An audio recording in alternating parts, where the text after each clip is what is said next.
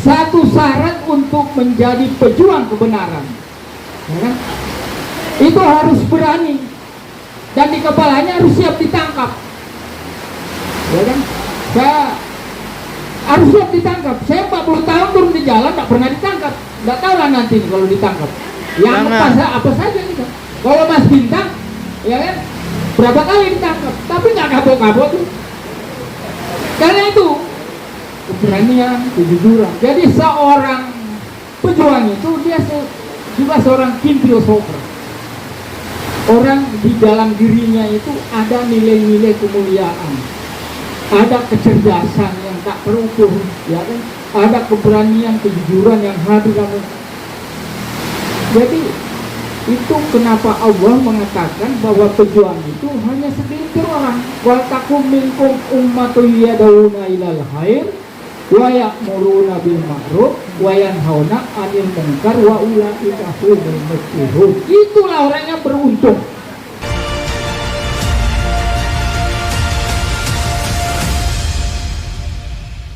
Selamat sore. Untuk pertama kalinya di bulan Januari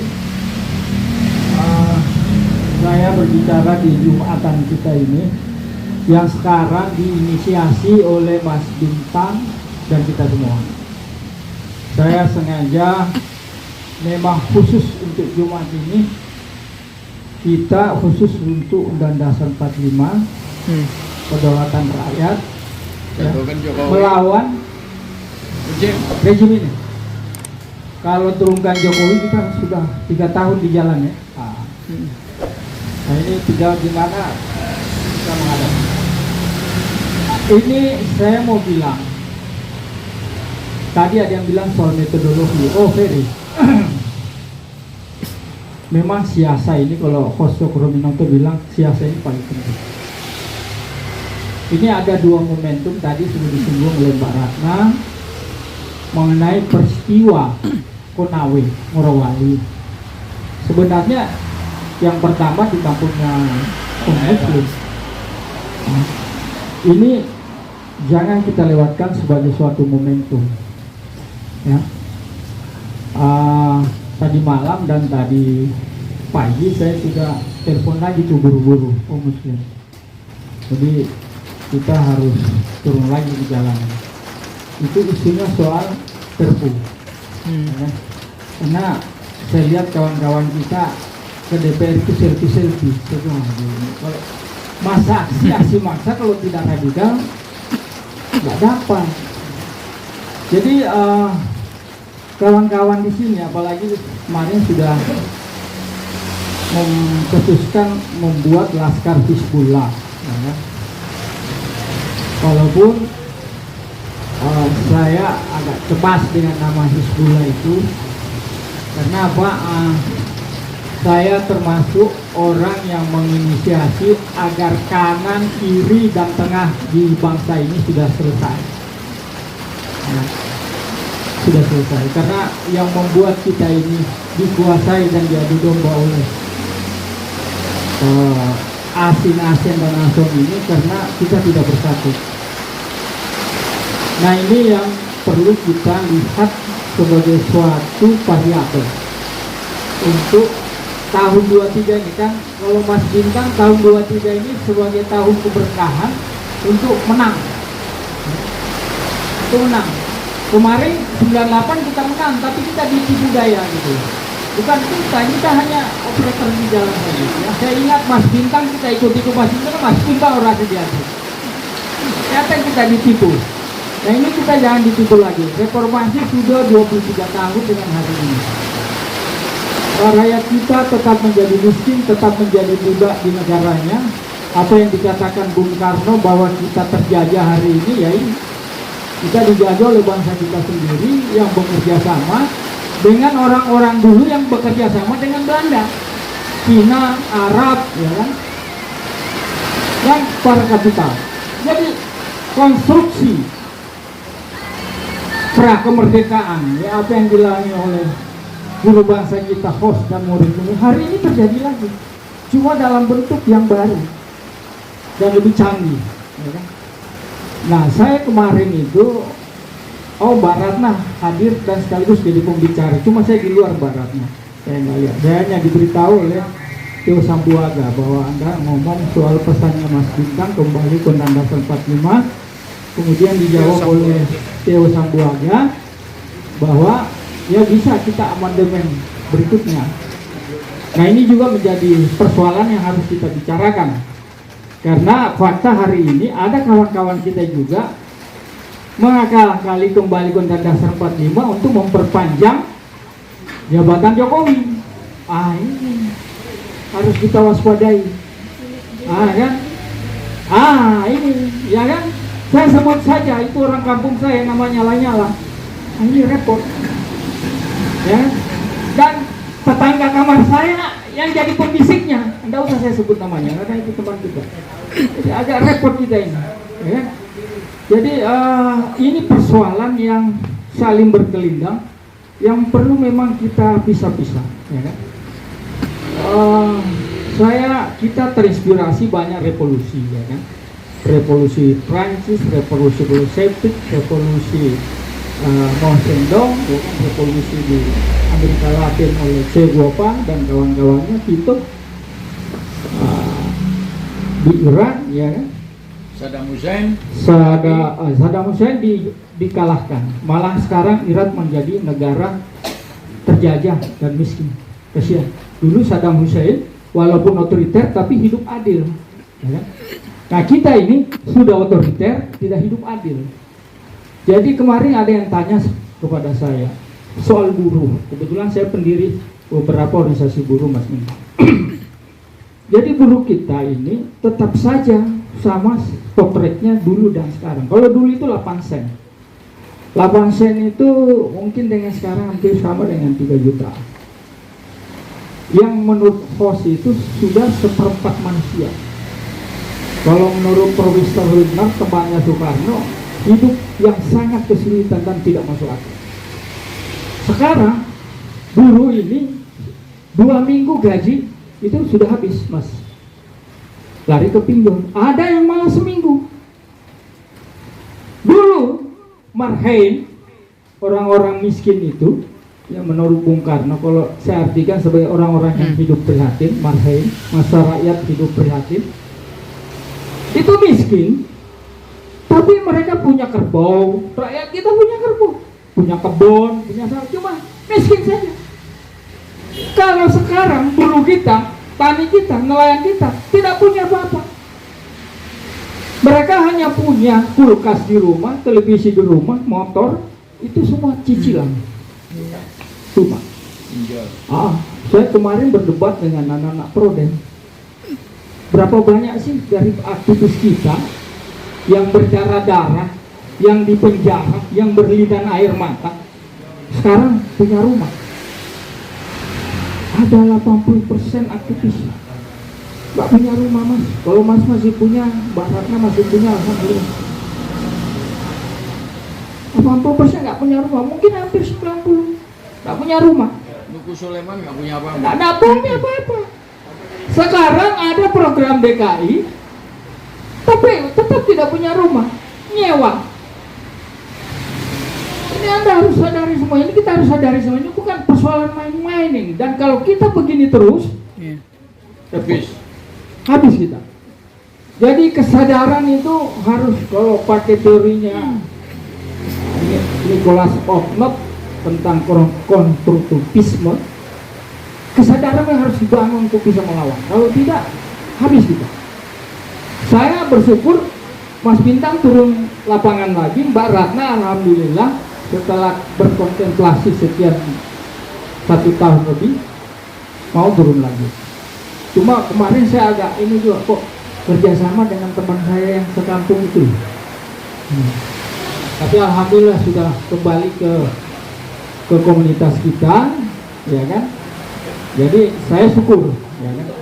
Karena begini Mbak, kita ini harus steril juga, ya kan? Karena simetri itu nggak bisa dibohong. Itu Tuhan itu, pejuang itu mencari orang-orang. Saya nggak pernah bisa lepas dari Mas Bintang karena memang sudah simetrinya begitu, ya kan? Mbak Ratna waktu galau dulu telepon terus. Saya kasih semangat terus. Nggak bisa. Tak ada manusia yang sempurna kok. Tak ada manusia yang sempurna. Semua bisa buat kesalahan. Kalau kita baca autobiografi orang besar, semua punya kesalahan. Ya.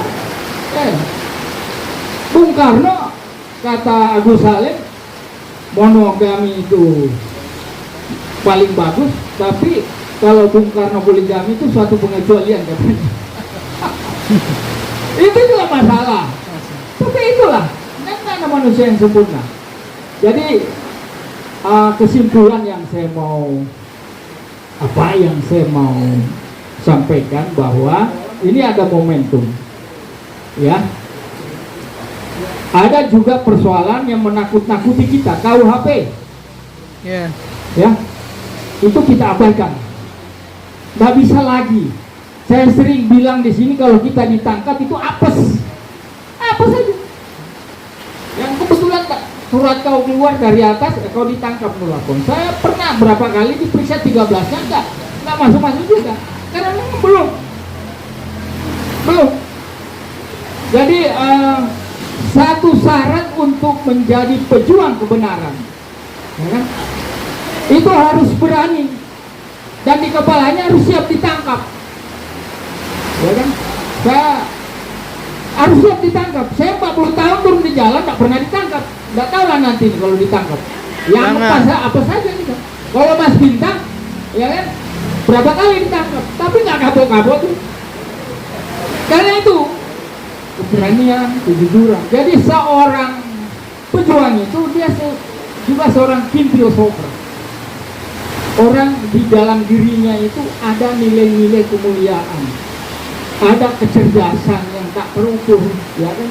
Ada keberanian, kejujuran yang hadir dalam.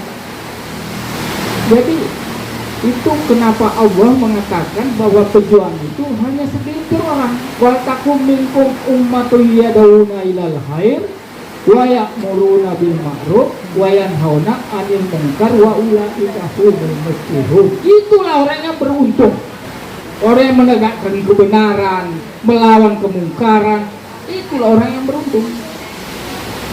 Jadi tidak banyak. Soekarno dulu dengan gurunya itu hanya 9 orang di Gampanela itu berkembang biak itu, ya, berkembang biak sejak sama Hudi 1905 sampai kalau Budi Utomo kita nggak reken lah. Bung Karno marah kalau sama Hatta, kenapa Budi Utomo ini, maaf ini orang-orang sosialis, kenapa Budi Utomo dijadikan sebagai Hari Kebangkitan Nasional? Itu omong kosong, Bu. Udahlah, nanti sering waktu juga orang tahu bahwa Sarekat Islam. Nanti kita gantilah. Karena Budi Utomo itu organisasi yang sangat feodal, kompanyonnya Belanda. Ini semua orang Sarekat Islam yang begitu. Kompanyonnya Belanda. Dan terbukti tokohnya masuk Sarekat Islam. Cipto Mangunkusumo, Soehardi, siapa lagi satu itu.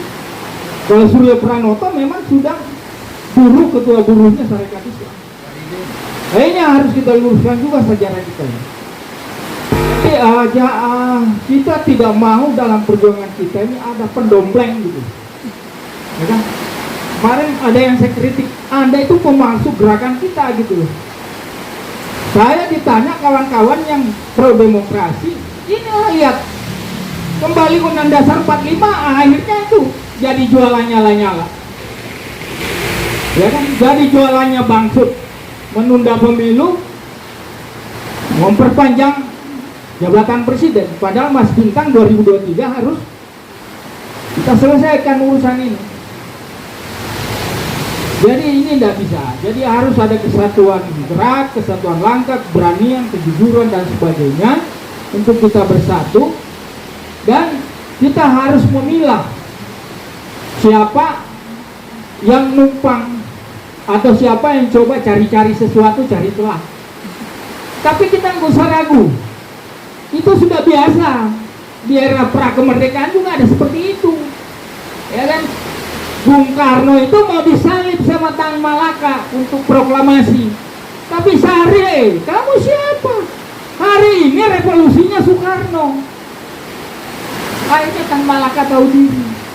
Yang memang bergerak sana kemari, yang rapat-rapat puluhan ribu masa ya hanya Soekarno, kawan-kawannya. Ya kan?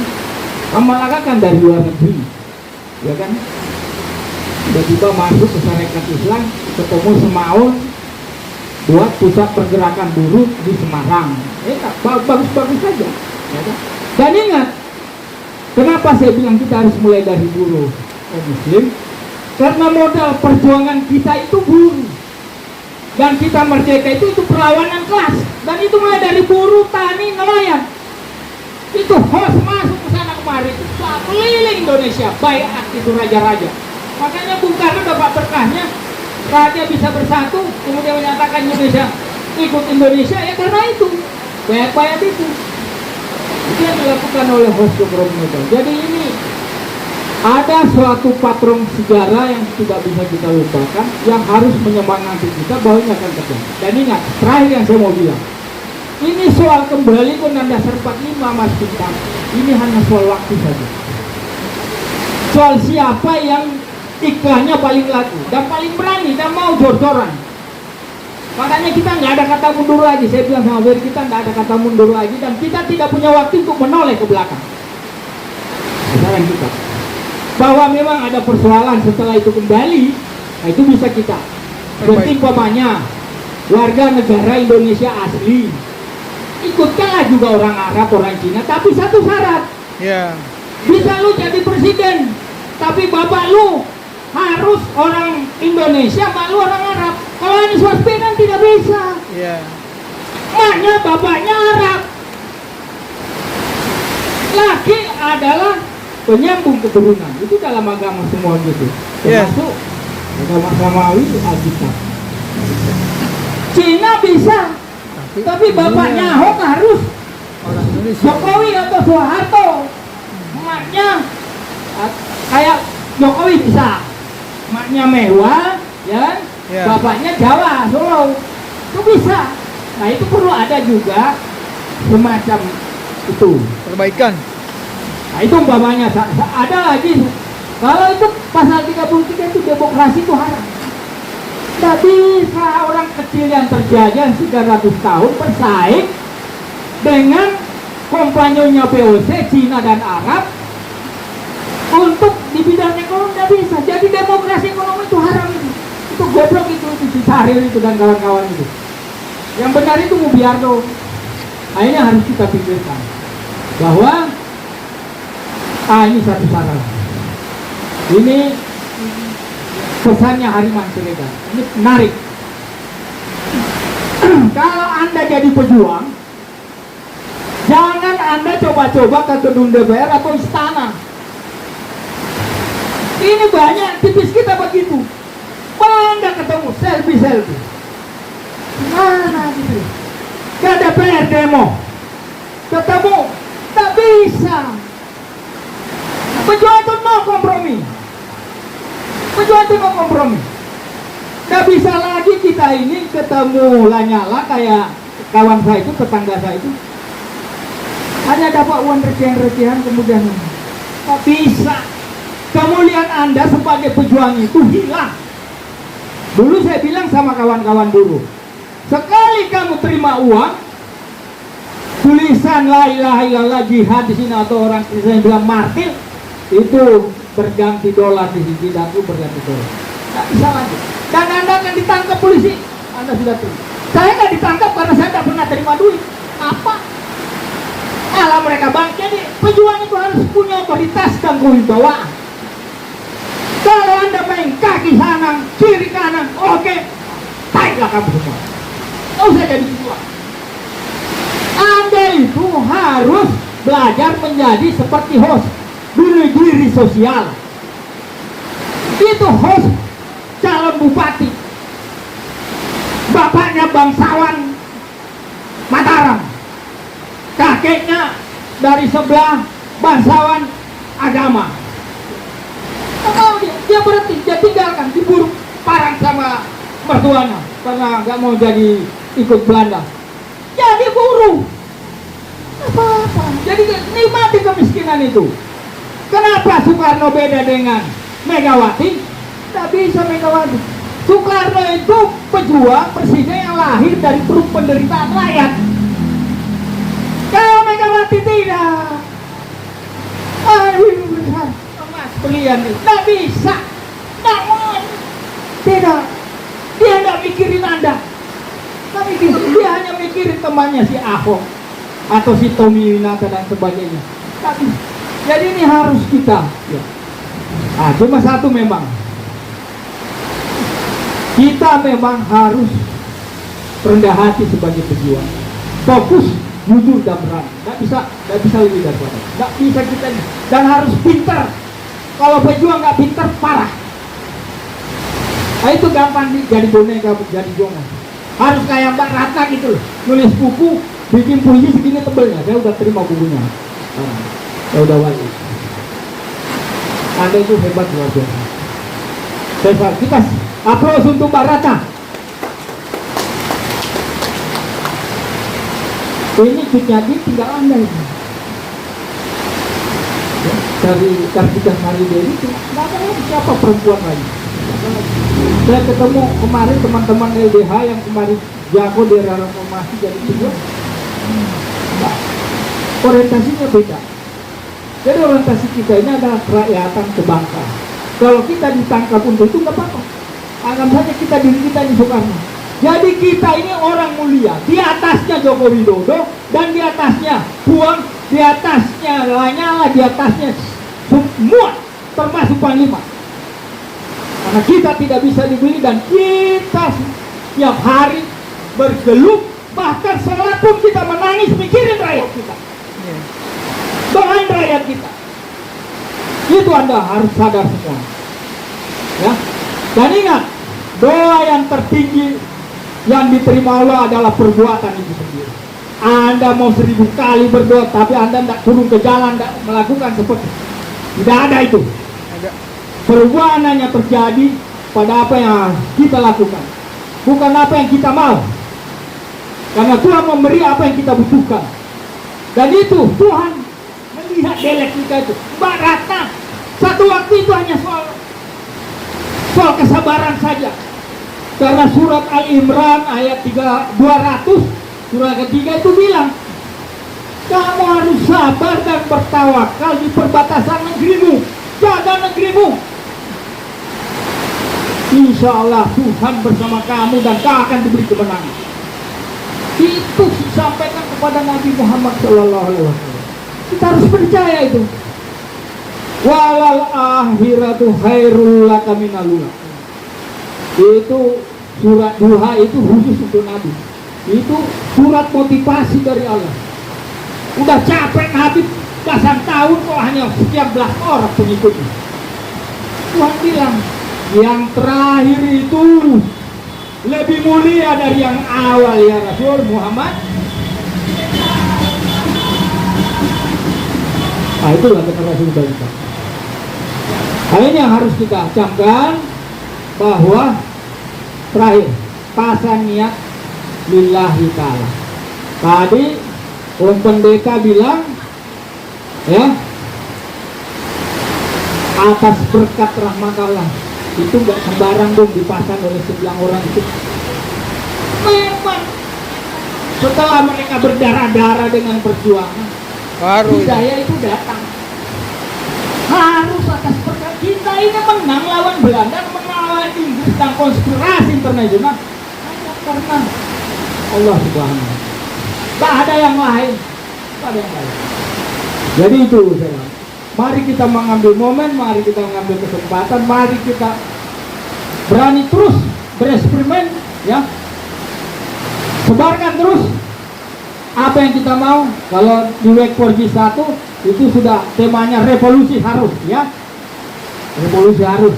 Memang kita mau revolusi karena Bung Karno bilang revolusi belum selesai. Indonesia belum menjadi seperti yang kita harapkan. Keadilan sosial bagi seluruh Indonesia belum lahir.